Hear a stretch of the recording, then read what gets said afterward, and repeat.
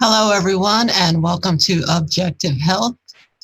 I'm your faceless host, Tiffany, and joining me in the studio today, we have Doug and Erica. Hello. Hi. Hello. So today we have a very calming topic, I suppose. But knowing us, we probably won't keep it calm. But today our topic is mindfulness. And that term gets bandied about often, but I don't really think that there's a clear-cut definition.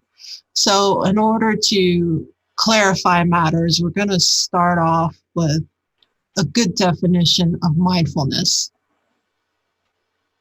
Go ahead, play the clip. Hey there, my friends. Let's talk about how to be mindful, how we can become more mindful about being mindful. I'd like to share with you some insights that I think work for me. And before we splash into those, let me first give you what mindfulness means to me. To me, the term mindfulness means I am full of my mind. My mind is inside of me. It's integrated into my body. Couldn't be clearer. Well, yeah, that's about as clear as a lot of the definitions of, when people mention mindfulness, I almost called it mindlessness. People mention mindfulness, they rarely give a definition. A clear-cut definition doesn't really exist. Like some people, like when I think of mindfulness, a lot of times I think of meditation, but I guess it's not really meditation. So there are some definitions, I'll just throw them out there. Mindfulness refers to the process of becoming aware of the thoughts, feelings, and sensations in our body. I guess that kind of makes sense, I suppose. There was another one that said mindfulness is the intentional, accepting, and non-judgmental focus of one's attention on the emotions, thoughts, and sensations occurring in the present moment.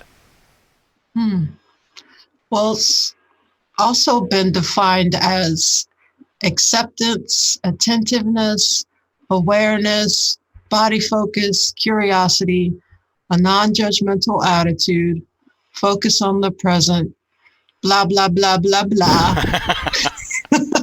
So a lot of, it sounds like a little spacey, little new agey, little woo-woo-y. You can't really hold on to it.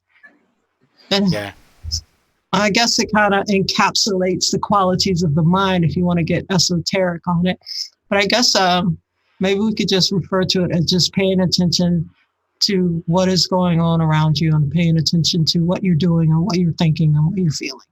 Yeah. I think that's a good way. I think maybe a good way to define it, and I don't know if this will be any more clear or not, but what would like the opposite of mindfulness be?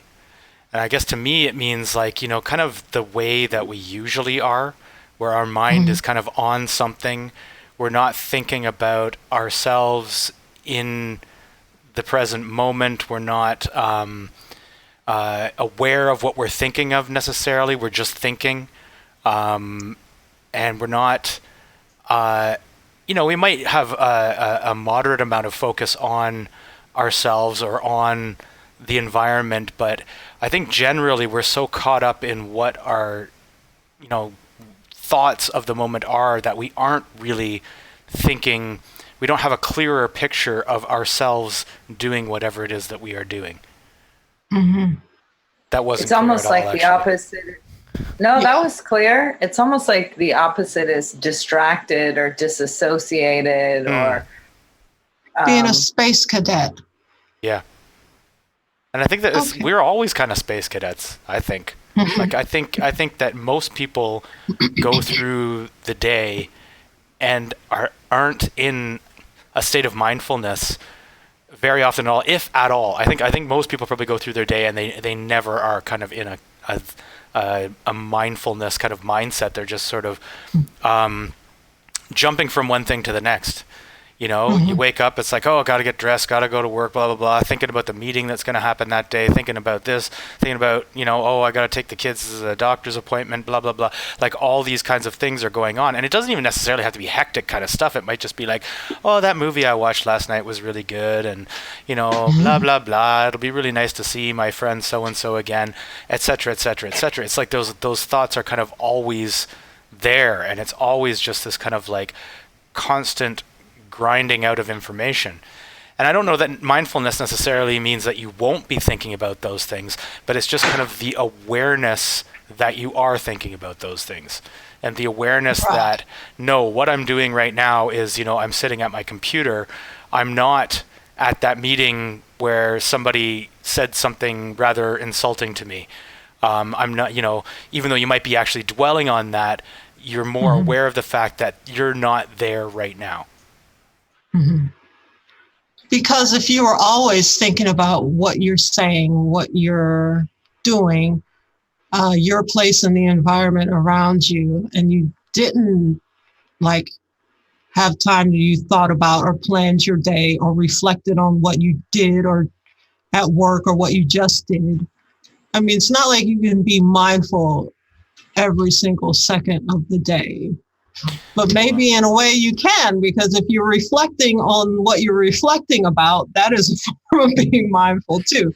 I guess maybe we should not go down this rabbit hole, but well, I mean, we can say that some people are more mindful than other people. Certainly, yeah. In the way they live their lives.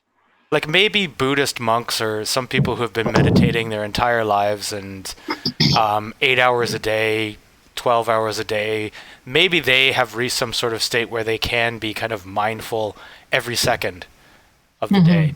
But I think that it's overcoming kind of the way that the brain works. Like it seems like we almost can't be mindful all the time.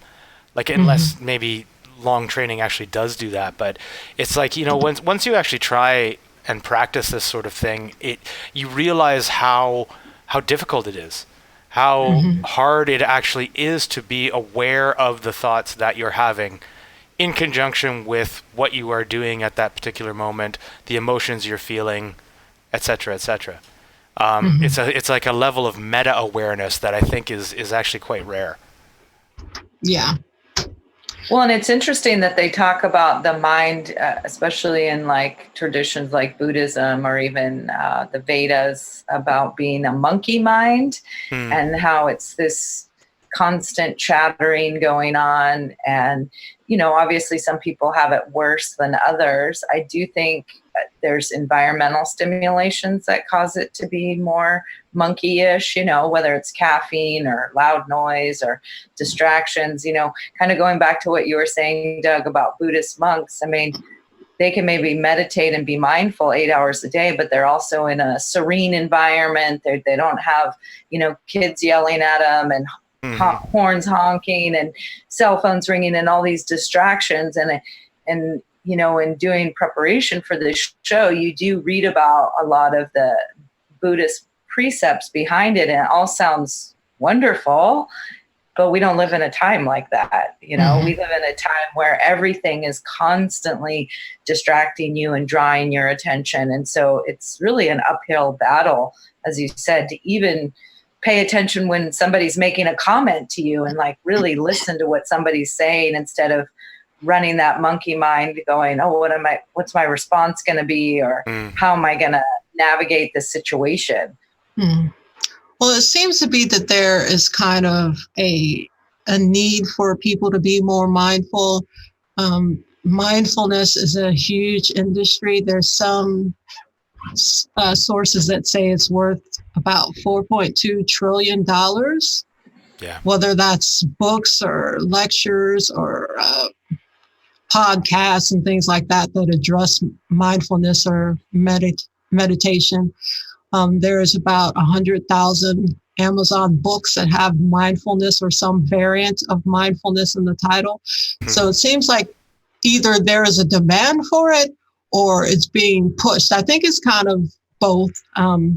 So we can kind of get into like how mindfulness has been corporatized or made generic, or the true meaning of what being mindfulness means has actually been kind of whitewashed. And because there are companies like Google or these big Wall Street firms that are incorporating mindfulness into their corporate trainings. Yeah. So I guess we can get into that and talk about how they call it now McMindfulness. Yeah. It's like the same cookie cutter design. There's no real sustenance in it. It's just something you go and you do, and you feel good for a little bit, and then you can say that, I meditated or I was mindful today, and you can be happy about that, but really there's no real benefit to it. Yeah. Yeah, it's kind of like, it was a Buddhist precept or a Buddhist teaching. That's where it kind of came from, and it's become, as it's come into North America, it's coming kind of from this corporate side of things. And, it fit within kind of the overall religious teaching of Buddhism, but it's been stripped of all its kind of ethical and religious tenets. Mm-hmm. And they've kind of morphed it into this secular, market-friendly practice that, doesn't really have the same kind of morality that was attached to the teaching originally. So it's kind of like this secular, non-religious, like you said, whitewashed kind of version of mindfulness that's getting sold to people. And, all these corporations are kind of introducing these mindfulness lectures or lessons or whatever the case may be.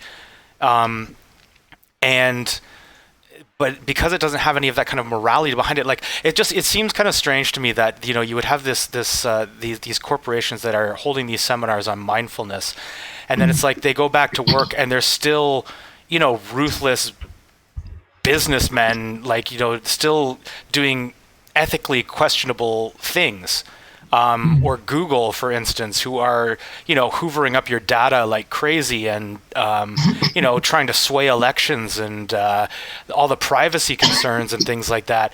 It's like, well, how mindful is that really? It's like, why are they actually teaching this mindfulness kind of stuff when clearly, as a corporation, in any sense, they're not really acting very mindful? Well, the thing about all of these mindfulness courses that are sponsored by these businesses, a lot of them have like this focus in it of like how to increase your productivity or become a better worker. Those are like things that are incorporated into these courses. So it has a big business focus, but I think that really the intention is to make you be able to better cope with the real stresses that are happening in your business or your corporation. And rather than actually change, the landscape of the culture in which you work, like change policies, make it a better workplace for people, cut down on hours, reduce workload, do things that would actually boost employee morale. You're actually taught that, it's all in your head. You just need to learn how to be a little, less sensitive, learn how to cope with the stress, learn how to meet deadlines, become more organized, get yourself together. It's not us, it's you. You need to learn how to focus a little better and, just brush off the things that annoy you and, just deal with things better and you'll be a better worker. That's the sense that I get. Well, and it seems like these corporations are doing that because it's a model where they can get away with murder, essentially. I mean, maybe not literally, but essentially, and put it on the employee that it's something that they're lacking or that they don't have control over. And when you see companies like Google and, Microsoft and Goldman Sachs spending God knows how much money to give these retreats or workshops, it's almost like they're just being sold the whole love and light shtick, like don't focus on all the bad things, just focus on the good. And that can really devolve pretty quickly. Well, speaking of getting away with murder, the U.S. military, they have mindfulness seminars too. So, I mean, you're in a position where you are literally, taking other people's lives, and you need to learn how to deal with that, because if you suffer because of that, I mean, that's on you. I mean, this is your job. You need to learn how to do this, and you need to learn how to cope with killing people. Yeah. How much sense does that make? Not a lot. Yeah, it's kind of crazy. There was an article actually that was in the New Statesman, how mindfulness privatized a social problem, and the author in there is talking about how it was a corporation that was buying out like a housing complex. Or they were selling it. Sorry, they were selling it, and they were going to be selling it. They were telling people not to worry and that they were going to still have affordable housing and everything like that. But they were actually selling it to foreign investors and had no idea whether there was still going to be affordable housing for these people or not. So basically, a lot of people were going to be losing their apartments. And what they did, because people were really stressed out and they were complaining and threatening lawsuits or whatever the case may be, they brought in people to do mindfulness training with them, and basically it's taking the onus of, they're the cause of that stress, right? And they're basically saying, oh, well, you're not able to deal with your stress, so we're going to teach you this mindfulness practice so that you can better deal with your stress. And it's like, well, yeah, but you're the cause of the stress. So you're the one who's actually putting us in this situation that is causing a great deal of life stress. And mindfulness meditation is not a solution to that problem. Mindfulness, yeah, sure, it might be beneficial, like to some of them, but it certainly isn't a solution to the problem. So it's basically almost being used like a drug. Like, you're reacting badly to what we're doing to you. Well, here's this drug to calm you down so that you can better deal with your emotions. It's like, no, I don't need to better deal with my emotions necessarily, but what I need to do is solve this problem because I'm going to be without a house.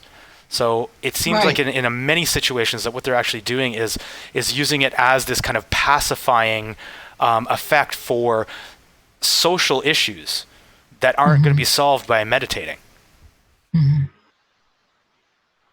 Well, and maybe that's why you see it growing so exponentially, like you said, Tiff, or, if you Google mindfulness, you get 24 million hits. And so this model that you're speaking of, Doug, seems to work for these companies, because if it didn't, it would have lost favor long ago, and you wouldn't see the continued support of it and the sponsoring of it. And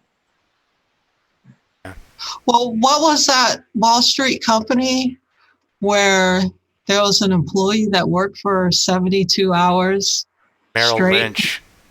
Yeah, he had a seizure and he died, and they had mindfulness seminars at their company. They were mindful enough to take care of their employees and not, have this culture where it's seen as a good thing if you worked like 23 hours out of a day. I think after that, they said the interns couldn't work any more than 17 hours in a day, which is still ridiculous. Yeah. Oh, they're so nice. That's so mindful of them. So it's these corporations who don't really give a damn about you, and they've developed a lot of this brainlessness, mindfulness, meditation, and I think it's just a way for, like I said before, a way to get the employee or the individual to learn how to navigate in a sick system where really all they want is to fix the sick system. Yeah. Yeah. I mean, there is something that they refer to as the trickle-down theory of mindfulness. And that's the idea that kind of if we train mindful leaders or bring in, mindfulness programs, teach a little bit of individualistic mindfulness to employees or leaders, that gradually we can expect some sort of like transformation or something like that. But I mean, it's obvious that isn't really happening when you just look at a lot of these companies that are offering it and what they actually do. it's basically some of the most evil companies around that we can think of, really. Like, as far as Silicon Valley goes, like Google, I mean, I already listed off all the crazy stuff that they're doing, but like, Goldman Sachs, Merrill Lynch, like these are not, there's no evidence that this mindfulness training is trickling down and transforming the company into some, amazingly aware and socially responsible company. And in fact, I don't even know that it will even necessarily make leaders who are more socially aware and more mindful, for lack of a better word, because it's kind of like it's an individualistic thing. It's like if we're training individuals to do their individual thing, but that there's nothing that's going to like bring that out to the wider company. So yeah, I don't think that it's working. Especially considering that scum rises to the top. I'm not going to say that all the corporate CEOs are all psychopaths or anything, but the people who rise to the top generally have certain personality traits that would make, maybe you have to be a bit ruthless, just to put it mildly, to actually rise to the top in certain businesses. So to say that if the leaders of businesses became more mindful, it would trickle down to the employees underneath them, you're assuming a certain state that these leaders have that probably they are incapable of ever attaining. So that theory in itself is just wrong. It's wishful thinking. Yeah. Yeah. Well, in that article that you were talking about, Tiffany, about the intern, it's called Why Corporations Want You to Shut Up and Meditate. This is a very salient point they have in it. It says mindfulness will offer some form of stress relief to a small group of employees. It's individualistic, it's therapeutic, but the whole systematic and structural apparatus of the company is completely untouched and not called into question. Think of Silicon Valley companies. They're exporting mass distraction. It's such an irony. Yeah, that's a good point. They go on to say that the externalities of these companies are designed for distraction, and yet at the same time, these small groups of employees are becoming less distracted so they could focus better on their work, so they could produce these technologies of mass distraction. That's a very good point. Yeah, like cell phones. Well, if you look at Google, I think you mentioned them hoovering up people's data earlier, Doug. They have a mindfulness training called Search Inside Yourself. Google would search inside itself instead of searching everybody else. The world would probably be a better place.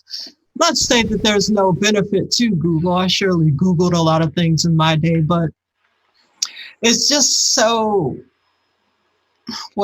fake for Google to be promoting this type of thing. So their Search Inside Yourself workshop has like 3 steps. It trains your attention.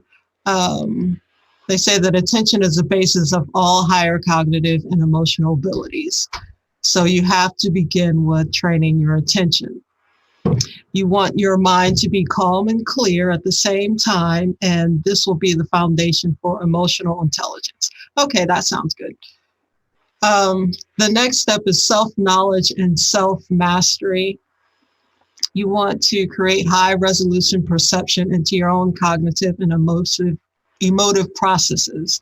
You can observe your thought stream and the process of emotion with high clarity and do it objectively from a third-person perspective. That sounds good, too. Sounds like a tall order. And then the third step, people like to think that they're, become Supermen doing this stuff. High, yeah. It's all those buzzwords, too. I mean, they could rearrange that to sell their programs or to sell their newest app.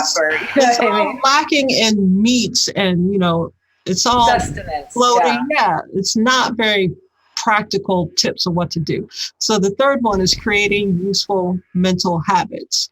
And they say, imagine whenever you meet anybody, your habitual instinctive first thought is, I wish for this person to be happy. Give me a break. The first time you meet them?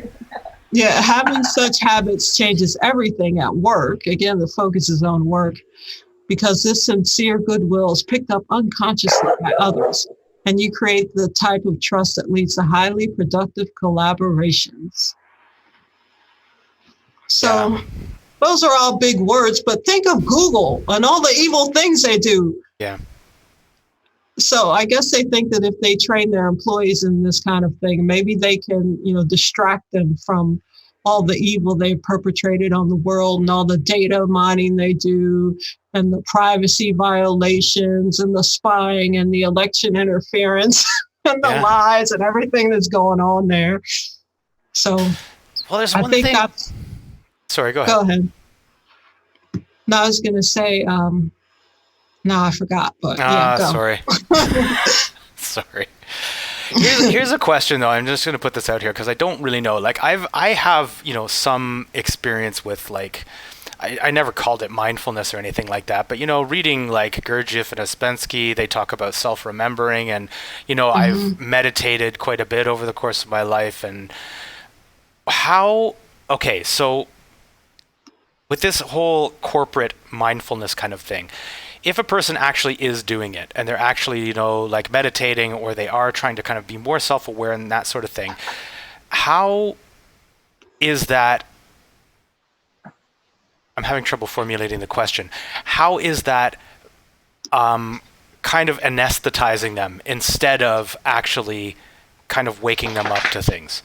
Like, I'm wondering how, these corporate... They're obviously doing these kind of like, they're teaching mindfulness as a way of kind of placating these people. So like almost putting their conscience to sleep or making them okay with having these kind of negative emotions or stress or whatever the case may be. Like, how does it do that? Is it just that by meditating, people are calming themselves down and ignoring those kind of negative emotions and things like that? Or is there something else going on there? I don't know if this can even be answered. I think it's forcing people to be posers. Posers? Like yoga? Yes. So no, I mean posers like they're acting like they're mindful or they're relaxed because that's what everyone's doing. It's kind of like the hive mentality I'm talking about in a job. You know what I mean? Like the company comes in, you do the workshop, and now everyone's so mindful and everyone's just faking it to get through the.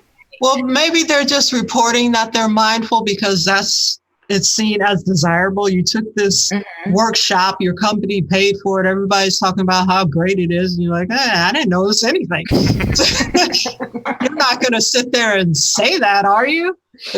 Maybe they're just going to say they're more mindful, not necessarily because it's true, but because it's the cool thing to say.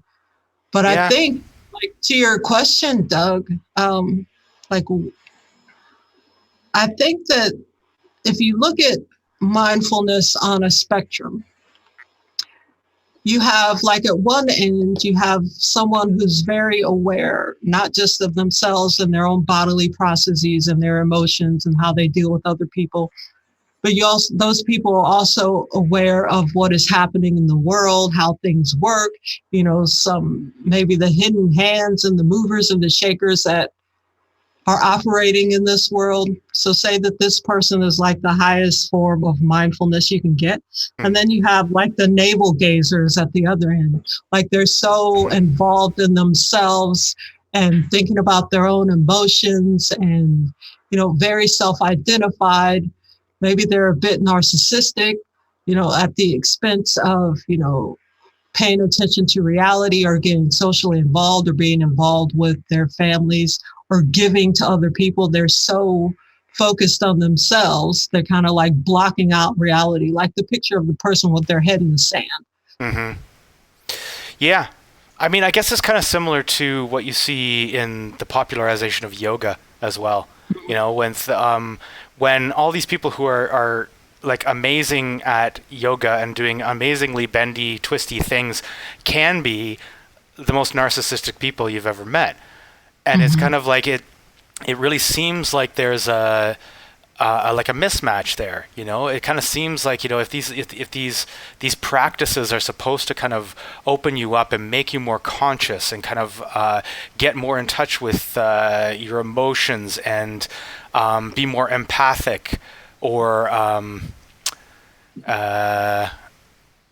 sorry, I'm blanking on the word. Anyway, it just kind of seems that there is this kind of mismatch where it doesn't matter how good you get at yoga. If you're a dick, you're still a dick. And it's like, it doesn't actually cure you of that. And it kind of seems like it's the same kind of thing with this mindfulness thing. It's like, you can sit there for, 20 minutes and just let your thoughts run, and maybe it isn't actually going to do anything. Like, if you aren't actively practicing it, maybe that's how this kind of faking it is going on. Or maybe those people are actually still doing that exercise, but for some reason it just doesn't break through and they don't end up actually improving in their life at all. I don't know. I'm just speculating.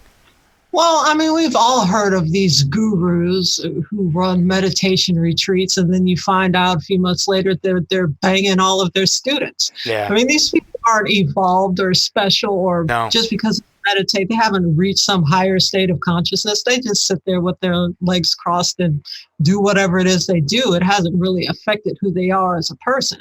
So mindfulness and meditation and all of that is great. But if you're not actually working on yourself, if you're not paying attention to reality, if you're not learning and you're growing every day, then there's really no use to it. I mean, if you just want to sit there and make yourself feel better, then fine, go for it. But that is not the epitome of, what you can be. Or being a better corporate shark. Yeah. Because, I mean, that's the way it's sold a lot of times, right? Oh, yeah, you should do this mindfulness because it'll give you a competitive edge, or it'll make you sleep better so that you're better at work, better at, stealing people's money. Mm-hmm. Well, there's all this whole idea that you're free to choose whether or not to be stressed out. And in reality, there are real events or situations or people that can cause stress in you objectively. So it's not necessarily that it's you that needs to change. I mean, who was that said that it's not a sign of a healthy person to be well adjusted to a sick society? Yeah. That was Krishnamurti. Yeah. Yeah. Yeah. Well, kind of back to what I was saying about the posers and being a yoga teacher and working in the industry. I know exactly what you're talking about, Doug. And I think, and I'm not hating on all people that try the whole fake it till you make it approach to things, but it's really saturated in that environment, like to tune out the negative, don't focus on that. And people can just be nasty. I mean, some of the nastiest people I've met have been at, quote unquote yoga retreats where it's just really very actually revealing to see how this whole McMindfulness movement can sell this idea, and people think that they're practicing it, but it almost just crystallizes into more of a shit show, excuse my language, but just, you know what I mean? Like, so as we've been saying throughout this show already, like those negative emotions, those things, people are stressed, all the different things that you deal with in your daily life, that's normal. If you're a normal human being, if you have bad days at work and you're angry and you're frustrated, especially in these corporate environments, because it's, this whole pyramid structure top down, and especially if you have petty tyrants that you work with.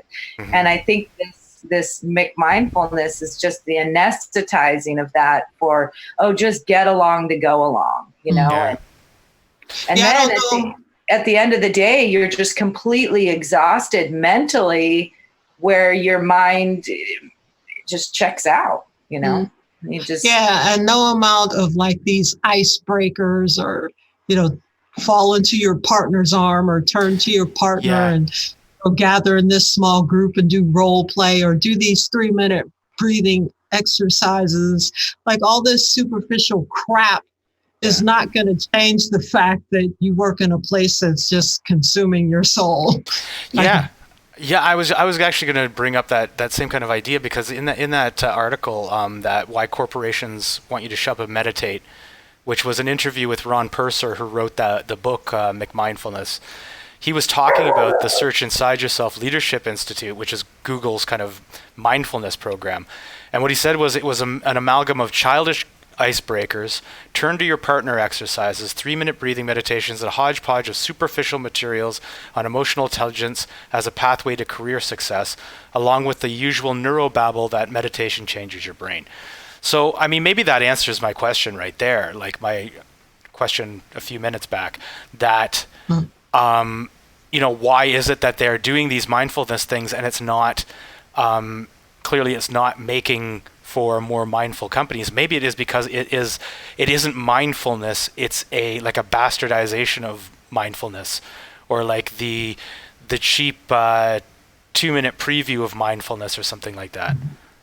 Well, it gives a veneer to the company that they actually care about you. It's like certain companies, like they'll have, if you buy X number or X amount of products, we'll donate X amount of dollars to this charity. It's like, why don't you just donate it to the charity? I mean, we're actually donating to the charity. You're just putting your name on it. The money is coming from us. Or why don't you just charge me less, and I'll put that money that would have gone to that charity to a charity of my choosing. Yeah, so they're really just trying to make themselves look better. It's not that they actually care about you and your emotional well-being. It's just a way to slap a Band-Aid on. That's why I hate meetings at work. Stop having meetings. People just get in there and they vent and they feel like, well, maybe something's going to change, and nothing ever changes. Everything's always the same. It's funny you say that, Tiffany, because whenever we have those types of things at work, I'm automatically so suspect. Like, oh God, what are they going to do now? They're going to give you a pay cut, or they're going to lay you off, or they're going to give you 10 times more work. Like it's like you're suspicious of, oh, what's going to happen? What's coming next? Why are they buttering you up? Yeah. And I can only speak for myself with this, but I'm guessing that maybe this was the same with you guys. Like, Doug, you said you've done a lot of meditation. Erica, you have. I've done a fair amount of meditation in my life. I mean, not as, since I was a child, but just like in the last 10 years or so. Right. But, before that, I was, kind of stressed out. I still went about my job, went to school, whatever, I needed to, did what I had to do. But there was just this deep sense of malaise, like something is wrong with the world. Why are things the way they are? Why do people act this way? Why does the world function the way that it does? Why do things never seem to get better? Why is there so much suffering and strife and, not just in the world, but I feel pretty miserable and I'm just freaking tired of it. So after a while, you're searching for this stuff. I probably could have meditated at that time. Maybe I would have felt better, but I don't think that meditation by itself would have made me feel better in the long run. I think that that actually made me feel better was actually picking up a book or several books, and learning about history, learning about the world, learning about religion, psychology, and, certain things that we thought was true, but are actually not true. That's really what made me feel better. I mean, not that it actually changed anything, but having that knowledge goes a long way in helping you cope with how the world is, because at least you have some clue as to why things are the way they are versus just sitting there and gazing at your navel. Yeah. Well, and it makes you realize that other people experience the same thing. So you're not alone in this, I mean, I remember in the beginning stages of doing, workshops for my yoga training or whatnot, it was like the complete lack of reality focus was concerning to me. Like, if you just do this, this, and this, everything will be great. And it's like, wait, that doesn't ring true for me. Like, I see so much going on in the world, chaos, and there's got to be a balance somewhere about how do you walk between order and chaos, what I mean, without losing your mind in the process. Yeah. So maybe it's just that meditation is actually a tool in the toolbox, but it's not everything. And maybe it's that you need to kind of, I mean, it certainly is like, I will say that I think it's beneficial, even though there's a lot of, obviously it's being overhyped. Like, obviously, a lot of the studies that are coming out are not very good studies. And despite the fact that they grab headlines and it's like, yes, well, meditation, for 5 minutes a day for 8 days, change people's brains. And it's like, well, those aren't very well designed studies. They're really just grabbing headlines. But despite all that, from my own personal experience, I would say that meditation and mindfulness definitely does have a beneficial effect. It is something that I've noticed in my life, that it isn't a placebo. There is something actually going on here. But again, if you're a meditating, contract killer, or airhead, sure.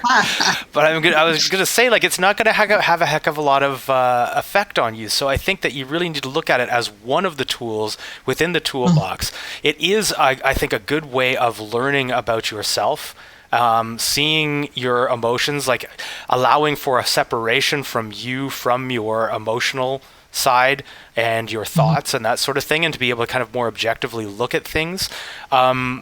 But on its own, I don't think that that's, going to transform people.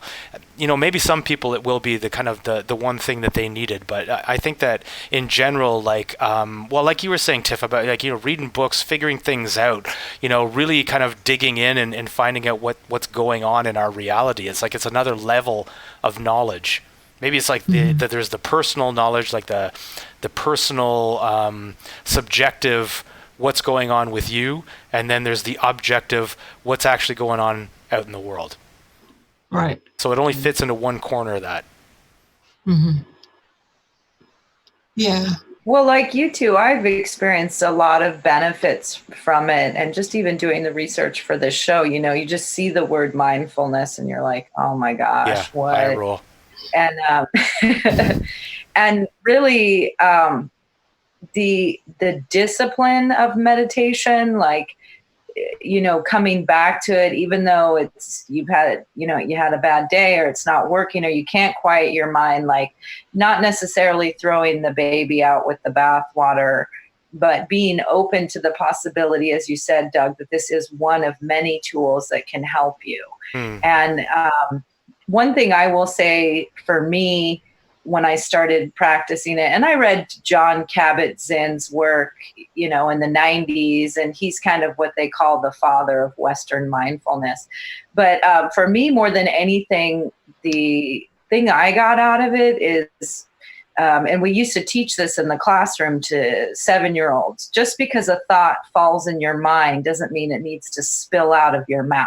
And I think that is a really good kind of premise to build on. Like, we have all these thoughts all the time and they're going, and a lot of times people have no filter and it just spills out, and that can cause stress for you and others around you.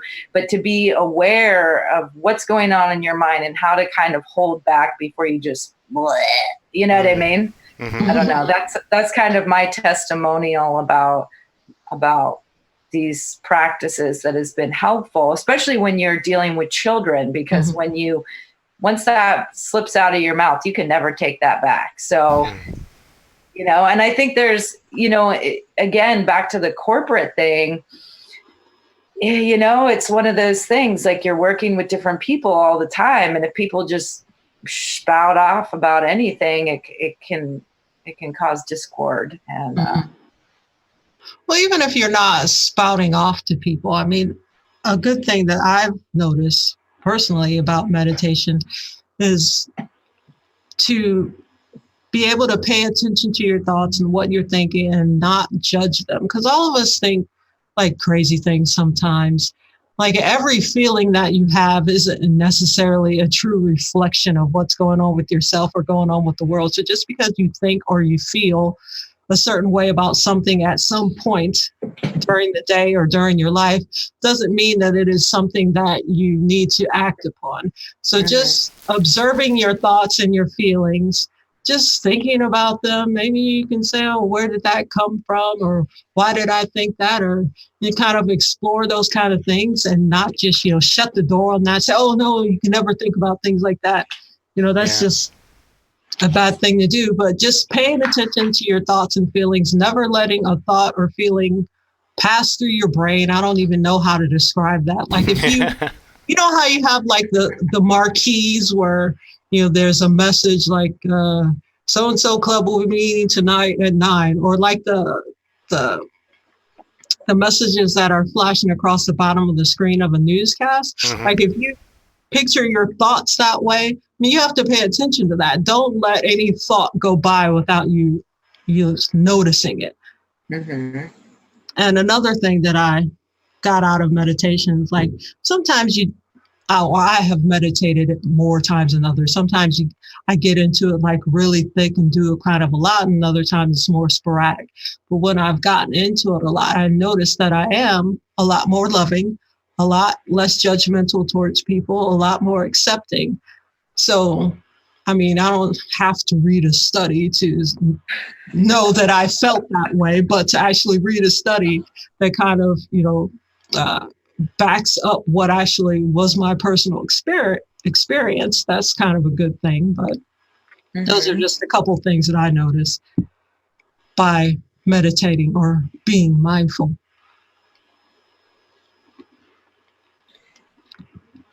I think another, maybe even better word is just awareness, having awareness about, like you were saying, yourself and your actions and your place in your local environment at any given time and how you react to things. It's like we've talked in the past shows about how distracted that we all get, and how you're driving somewhere and you've passed your exit and you're just not aware of what you're doing. I mean, part of that could be just exhaustion or the mind constantly overworking, so you just kind of tune out.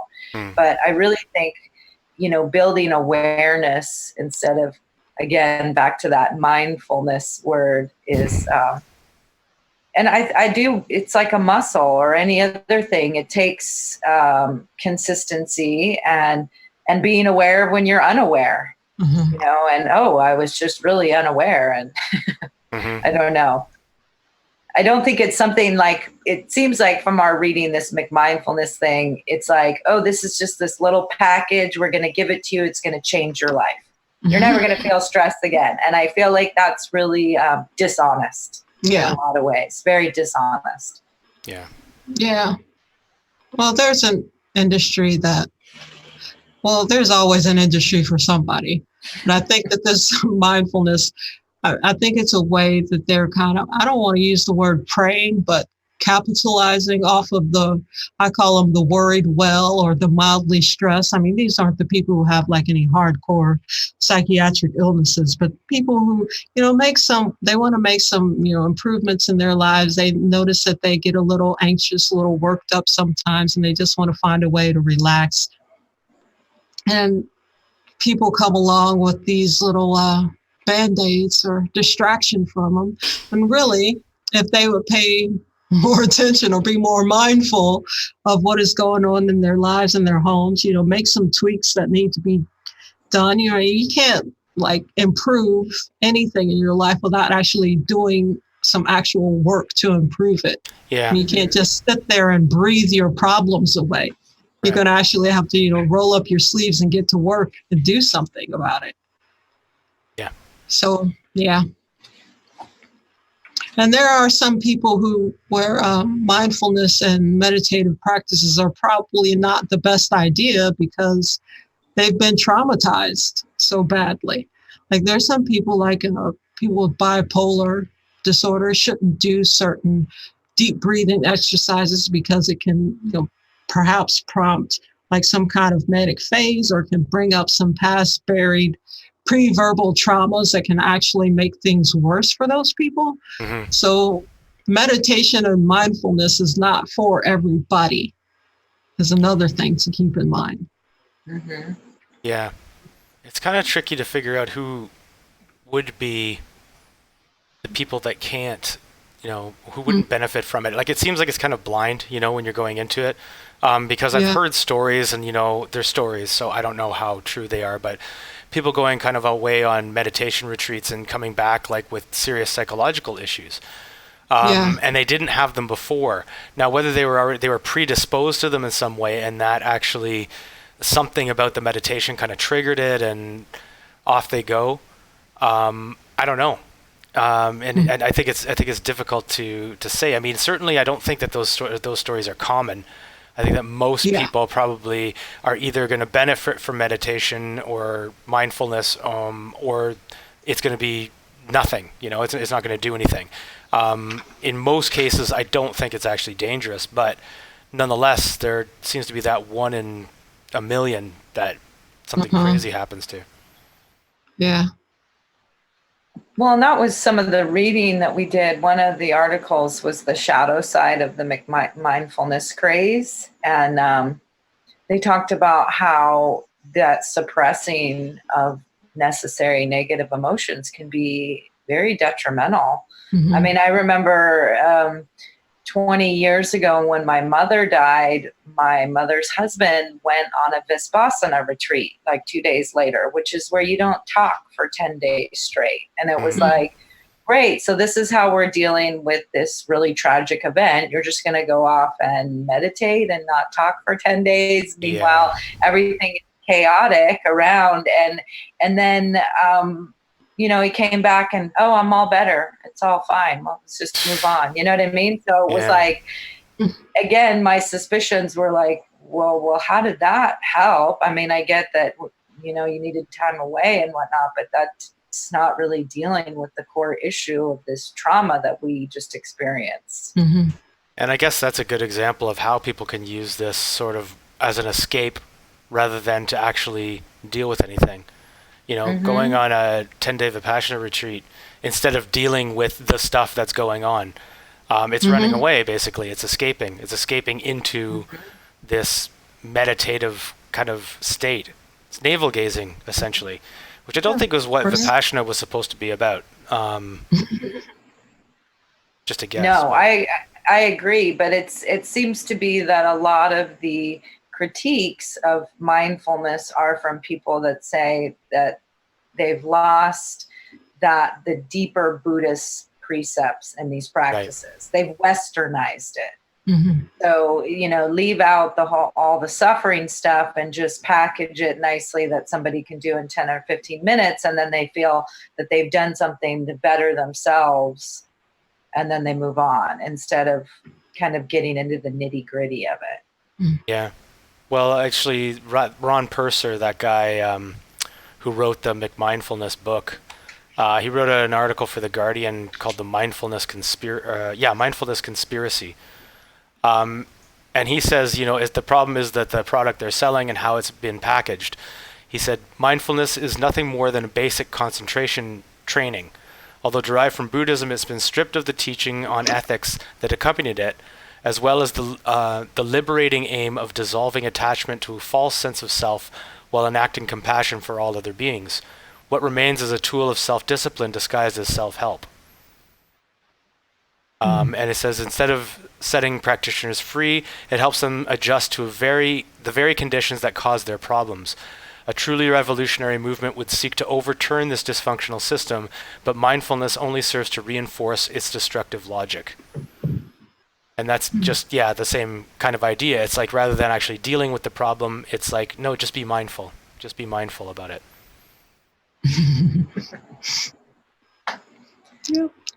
It's a big Band-Aid, but I think we can recap and say that, no, we don't think that mindfulness or meditation is complete hooey.